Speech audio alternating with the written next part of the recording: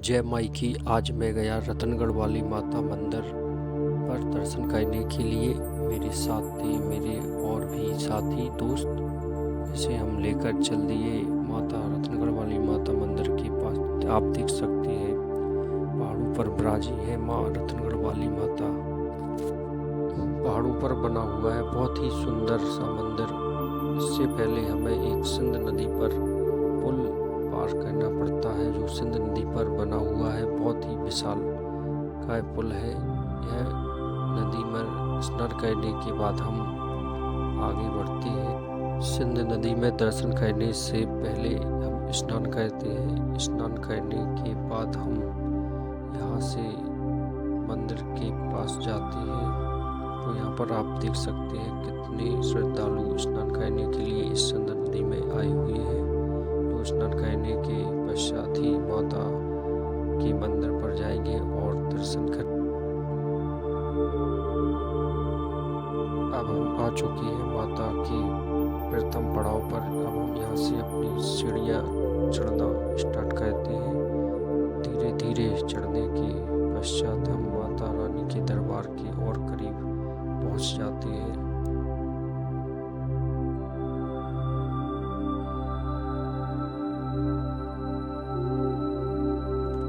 सीढ़ियाँ चढ़ने के बाद अब हम आ चुके हैं माता मंदिर के बिल्कुल समीप पास में, और आपको दूर से दिखाई दे रहा होगा इतना विशाल का एक घंटा, जो इस मंदिर की अलग ही विशेषता है। इस पर सबसे बड़ा विश्व का घंटा चढ़ा हुआ है, जो माता रानी को अर्पित किया गया है।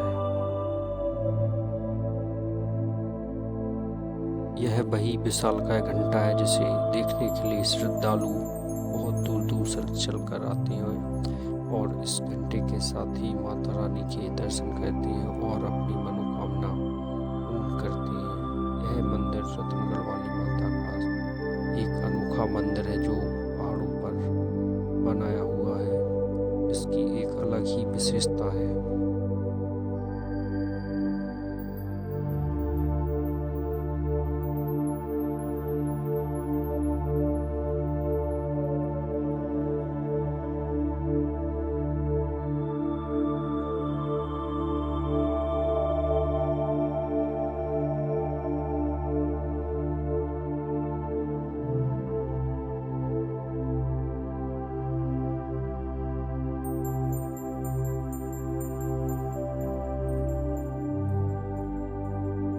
अब हम आ जाते हैं माता मंदिर के समीप, और देखिए आप भी दर्शन कर सकते हैं माता रानी के विशाल विग्रह का। यहाँ पर ये मूर्ति के रूप में विराजमान है, जो सभी भक्तों की मनोकामना पूर्ण करती है और उनकी झोली खुशियों से भर देती है, जिससे सभी भक्तगण बहुत ही श्रद्धापूर्वक यहाँ आते हैं और अपनी मनोकामना पूर्ति के लिए माता के चरणों में अपनी अर्जी को लगाते हैं।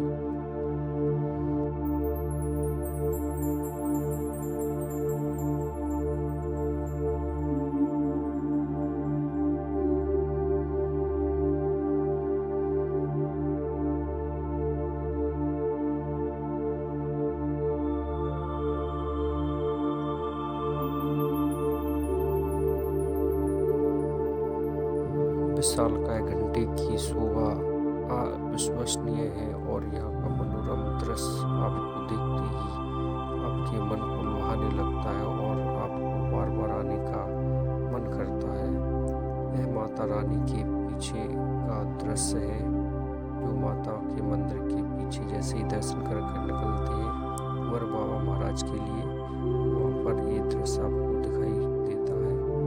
और आप भी माता रानी के दर्शन करने के पश्चात कुंवर बाबा महाराज के दर्शन करने के लिए यहाँ से आगे बढ़ोगे, और यह अनोखा दृश्य आपको दिखाई देगा, जो आपके मन को बहुत ही प्रिय और लुभावना लगने लगता है।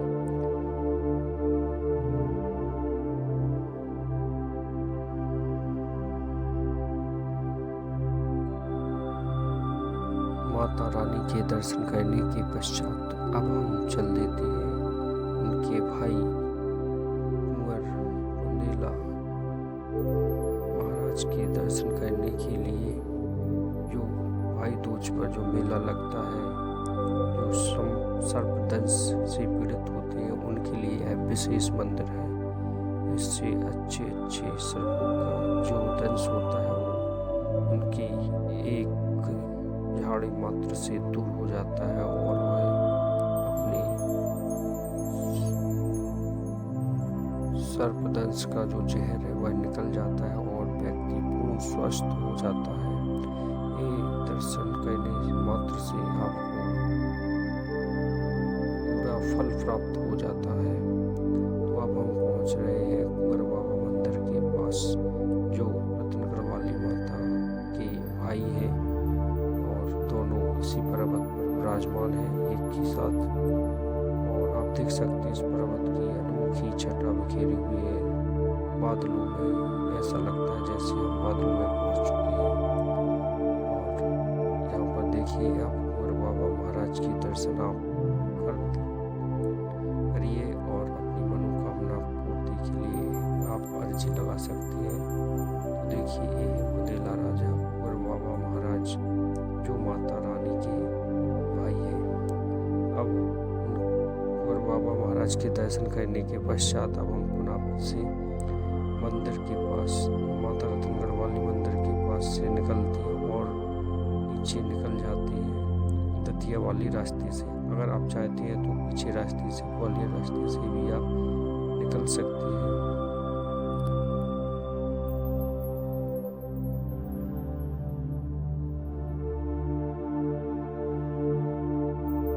यहीं पहाड़ पर एक पार्क बना दिया गया है, जो आपको विश्राम करने के लिए विशेष प्रकार का पार्क है। यहाँ पर आप विश्राम कर सकते हैं और यहाँ पर एक आपके लिए झूला झूलने के लिए, फिसलन पट्टी, बच्चों के मनोरंजन के लिए सभी प्रकार की आपको सुविधाएं मिलती हैं। यहाँ पर आप बच्चों के साथ थोड़ा विश्राम कर सकते हैं और बच्चों को यहाँ पर खेलने के लिए प्रेरित कर सकते हैं और आप अपनी थकान मिटा सकते हैं।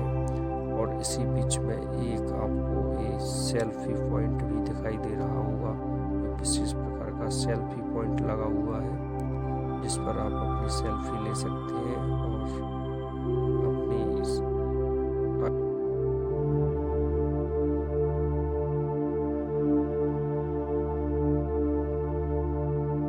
यहीं से थोड़ी दूर चलकर हमें बीच में ही हनुमान जी महाराज का एक मंदिर मिलता है, जिस पर आप हनुमान जी महाराज के बजरंगबली के दर्शन कर सकते हैं और यहाँ पर आप प्रसाद चढ़ा के आगे बढ़ सकते हैं।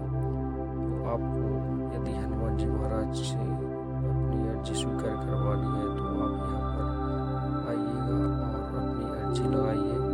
हनुमान जी महाराज आपकी सभी मनोकामना पूर्ण करेंगे। तो आप देखिए हनुमान जी महाराज के दर्शन कीजिए और दर्शन करने के पश्चात आप अपने रास्ते पर फिर से आगे बढ़ती हुई नीचे की तरफ चले जाते हैं।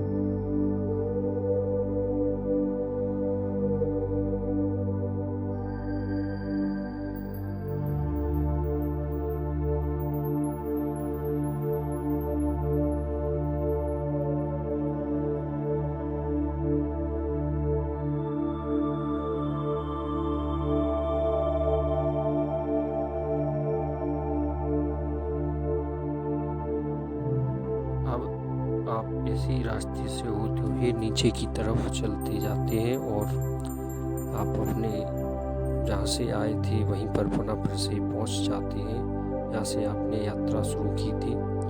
और इसके बाद आप अपनी यात्रा को विराम दे सकते हैं। नीचे चलकर आप नाश्ता जो भी करना हो आपको भोजन प्रसादी पा सकते हैं।